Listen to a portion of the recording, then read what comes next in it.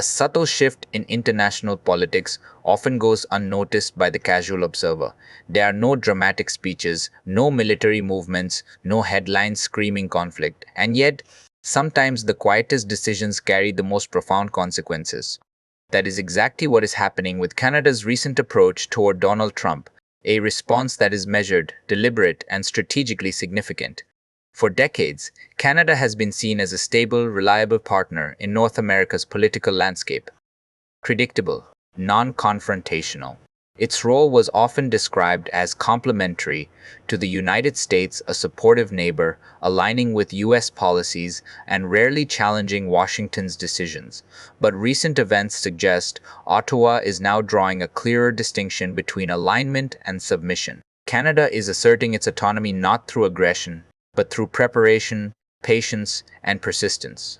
Donald Trump's political methodology has long relied on immediacy and leverage. Pressure is applied rapidly, deadlines are compressed, and public messaging is often sharp and uncompromising. This approach works best when partners lack credible alternatives or when they are pressured to act before they have fully evaluated their options.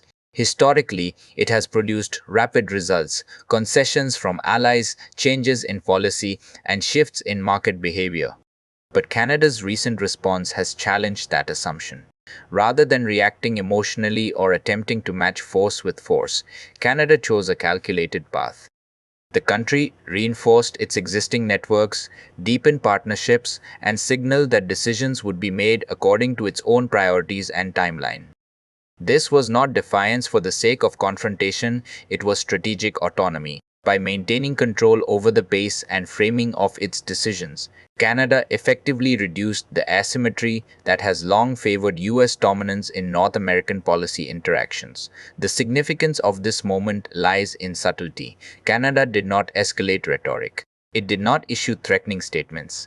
Instead, it focused on operational readiness and credibility. Years of diversifying trade routes, strengthening institutional partnerships, and fostering relationships with European and Asian countries have created a cushion. This cushion absorbs pressure and minimizes the leverage that might otherwise be wielded by the United States. And in geopolitics, the ability to absorb pressure is a form of influence in itself. Markets and diplomatic observers took note. Traditional mechanisms that once triggered predictable responses now met measured, considered reactions. Canada's approach did not attempt to outshout or outmaneuver. It relied on consistency and foresight. By framing its posture around stability and reliability, Canada projected competence without confrontation. The message was clear. It had options, it could act independently, and it would not be rushed by external threats. The broader lesson is that power today is rarely exercised through volume or aggression alone. Flexibility, foresight, and the credibility to follow through on plans have become equally important. In this instance, Trump's style, decisive, urgent, and public, clashed with a partner whose strength lies in preparation and measured execution. When actions are filtered through systems and networks rather than raw force, influence is redistributed quietly but meaningfully. This is why this episode has caught attention beyond the immediate players. It reflects a broader trend in international relations. The balance of power is no longer determined solely by size or coercion. Instead, it is negotiated continuously, shaped by resilience, preparedness, and credibility. Canada's calm, deliberate pushback has revealed the limitations of traditional leverage, offering a glimpse into a new era of diplomatic engagement. To understand Canada's position, it helps to examine the structural foundation that supports it. Modern influence is rarely about a single decision. It accumulates through systems, institutions, and strategic diversification. Canada's ability to respond with poise is the result of years of deliberate policy planning, economic diversification, and diplomatic engagement. Economically, Canada has pursued a strategy of expanding its trade networks. While the United States remains a key partner, Ottawa has cultivated relationships across Europe, Asia, and other regions. These connections are not contingent on dramatic political maneuvers, they are built on treaties, trade agreements, and long-term investment strategies. The cumulative effect is a web of interdependent relationships that reduce the country's vulnerability to sudden pressure. In other words, Canada has created alternatives, and alternatives diminish leverage. This is crucial because leverage is effective only when it faces few obstacles. When a target has credible options, the capacity to apply unilateral pressure is diminished. Trump's approach, which thrives on immediate impact and visible dominance, depends on predictability. Canada has made itself less predictable and, in doing so, more resilient. The political dimension is equally significant. Canada's institutions, regulatory bodies, trade ministries, and intergovernmental agencies operate with stability and continuity. Decisions are made through formal channels rather than impulsive pronouncements. This process oriented approach reduces risk and maintains trust, both domestically and internationally. Allies and markets perceive reliability as a form of power. When other nations can trust that policies are consistent and predictable, it strengthens Canada's negotiating position. During the recent confrontation, Canada relied on this credibility to maintain independence. It did not need to escalate or resort to threats. Instead, it leaned on the credibility of its preparation. This allowed it to absorb pressure, maintain strategic options, and project authority without confrontation. The country's response exemplified a principle that is increasingly central in international relations. Influence today operates as much through stability and reliability as it does through overt force. The diplomatic implications extend beyond bilateral relations. Other countries observing this interaction have learned that pressure alone is no longer sufficient to secure compliance. Multilateral networks, alternative partnerships, and credible institutional frameworks shape the outcomes of strategic engagements. Canada's example offers a blueprint for mid-sized nations seeking to navigate complex geopolitical landscapes without overextending themselves or provoking direct conflict. Markets reacted accordingly. Investors favor environments where shocks are absorbed rather than amplified. By emphasizing continuity and predictability, Canada reassured both international markets and domestic stakeholders. Oil, natural resources, and trade flows continued uninterrupted. The realignment of influence was subtle but effective, shifting perceptions even while operations remained stable. In essence, Canada's pushback did not create an immediate spectacle. There were no sudden policy reversals, no dramatic headlines, and no escalation of rhetoric. Instead, the country demonstrated the power of preparation, patience, and strategic positioning. Influence, as it turns out, is often most effective when it is quiet, consistent, and credible.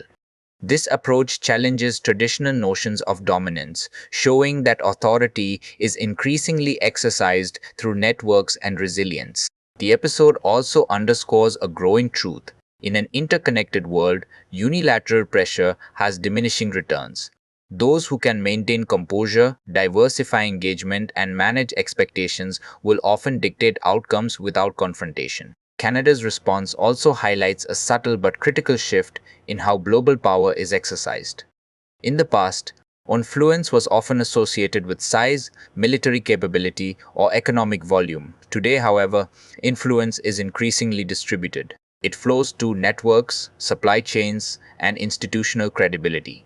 Countries that can operate effectively within these systems gain leverage, even without traditional dominance. In practical terms, this means Canada's autonomy is not built on confrontation, it is built on preparation. Trade diversification, stable governance, and international partnerships create a buffer against sudden unilateral pressure. The country's strength lies not in overt action, but in the capacity to act decisively when necessary while maintaining the option to wait or redirect. This flexibility is a form of soft power that complements its formal political and economic capabilities. Trump's approach is often framed around visibility, but when counterparts respond not with panic but with preparation, that visibility loses its impact. Canada's measured approach demonstrated that the United States' leverage, while significant, is not absolute. Influence is conditional, dependent on the choices of others, and shaped by systems and networks rather than force alone. Other governments have taken note. Canada's response sends a message. Autonomy is possible without confrontation. Influence can be exercised without escalating conflict. Strategic patience can be more effective than immediate action. This lesson is particularly relevant for mid-sized nations that may lack the scale of global superpowers but have the capacity to leverage networks, relationships, and institutional credibility. The episode also underscores a broader geopolitical trend. The balance of power is no longer static. Alliances, partnerships, and market dependencies shift dynamically as nations seek to protect their interests while navigating global uncertainty. In this context, stability itself becomes a form of authority. Countries that provide predictable frameworks, reliable trade flows, and disciplined governance gain influence because others can depend on them. Domestically, Canada's leadership emphasized careful planning. Policymakers avoided framing the issue as a zero-sum contest. Communications were controlled, decisions were deliberate, and priorities were maintained. By avoiding reactionary measures, the country preserved both credibility and flexibility. This approach ensured that Canada could defend its interests without creating unnecessary friction, while still signaling agency and autonomy. The United States, meanwhile, faced the limits of unilateral pressure. Trump's style relies on rapid compliance, but when counterparts act independently, outcomes are no longer guaranteed. Leverage becomes conditional, effectiveness is tempered by preparation, and authority is exercised through negotiation rather than imposition. The episode revealed that strength is increasingly measured not by immediate control, but by the capacity to shape responses over time. Markets, too, reflected this nuanced shift. Trade flows continued, resource markets stabilized, and investment confidence remained intact. Yet beneath the surface, influence had subtly redistributed. Canada's position strengthened not because of conflict, but because of foresight and disciplined execution. The country demonstrated that power is exercised as much through consistency and trust as it is through coercion. Looking ahead, the implications of Canada's approach are far-reaching. The country's quiet assertiveness has redefined expectations of what mid-sized nations can achieve in a complex international system. It is a reminder that influence does not require aggression, that autonomy can coexist with cooperation, and that resilience can be a decisive form of leverage. For the United States, this episode is instructive. Political strategy that emphasizes visibility, urgency, and unilateral pressure will increasingly encounter partners who operate on a different timeline, with different priorities, and with alternative options. Decisiveness remains politically compelling, but its effectiveness is contingent on others' responsiveness. When counterparts act independently, leverage diminishes and outcomes are negotiated rather than dictated. Canada's approach also signals the growing importance of strategic patience. Instead of reacting to every move, nations are learning to prepare, coordinate, and respond according to long-term priorities. This requires careful balancing of domestic considerations, international relationships, and economic imperatives. By maintaining discipline, Canada preserved its influence while avoiding the pitfalls of confrontation. Energy markets provide a practical lens through which to view this shift. Canada's ability to maintain stable supply chains, diversify routes, and engage with multiple partners illustrates the way influence can be exercised without coercion. Pressure that once disrupted markets now encounters resilience, and influence is measured not just by immediate effect but by the capacity to shape outcomes over time. In this sense, stability itself becomes a currency of power. Other nations are observing, and lessons are being internalized. Dependence on any single actor increases vulnerability, while diversification and adaptability enhance strategic autonomy. Canada's approach demonstrates that influence is now mediated by networks, relationships, and institutional credibility rather than sheer dominance. This episode will not be remembered for dramatic headlines or confrontation. Oil continued to flow. Trade continued. Diplomacy continued. Yet, influence quietly redistributed. The balance of power shifted incrementally in a way that may shape future interactions for years to come.